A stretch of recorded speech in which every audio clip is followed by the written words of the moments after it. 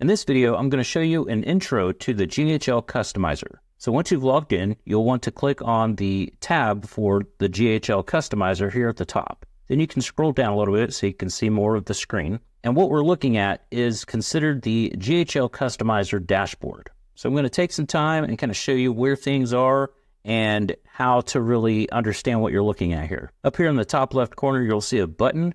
And if you click it, this will lead to videos on how to get the GHL Customizer set up for the first time. Moving on to the right, there's a button for adding translations. Underneath of that, we have a few other buttons across the top here. So here we have the Publish to Live button. Over to the left of that, we have a Revert button, and it sort of acts like an undo button. To the left of that, we have this orange area.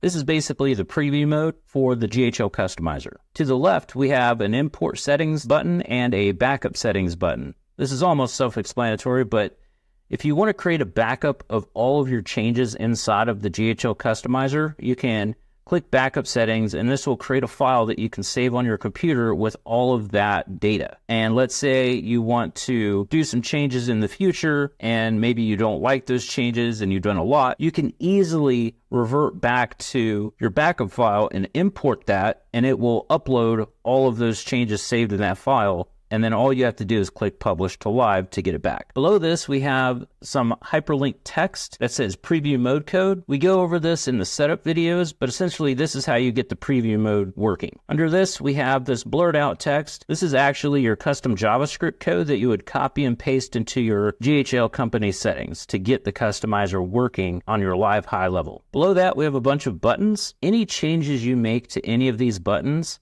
essentially are going to show up globally across your entire agency. Now below that, we have these columns here. So these three columns are here by default, and they affect different parts of your high level. The first one being your agency menu. So this is going to be the menu that shows up on your agency view.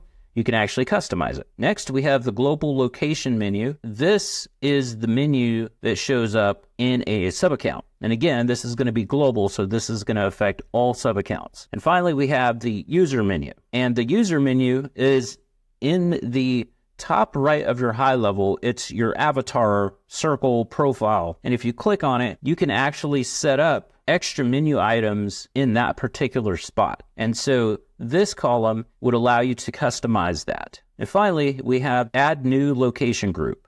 And we go over this in a different video, but essentially, if you wanted to create a location group for specific sub-accounts, you can add location IDs. You can also add a SAS configurator plan, and you can also add a snapshot. And again, we'll dive deeper into this in a different video. Now, one thing I want to point out that might be easy to miss is this toggle up here for Enable Location-Based Logo. If you turn this on and publish to live, what this does is allows the sub-account to show their logo above the menu instead of your agency's logo. And finally, we have this button for Add Google Sheet. I'll go ahead and show you what that does here. So with this, a Google Sheet can be used with webhooks to automate adding sub-accounts to location groups. And then here's where you add your Google Sheet and save it. We show more details about this in a different video, but for now, we want to let you know that this exists. Oh, and I do want to point out that this button right here called Features, if we click on that, there's actually several categories here. And if you click on them, they expand, and you can just click on whatever you want, and you'll see some examples over on the right side along with the toggle to enable it. Check out our help docs and videos to dive deeper into each of the GHL Customizer features.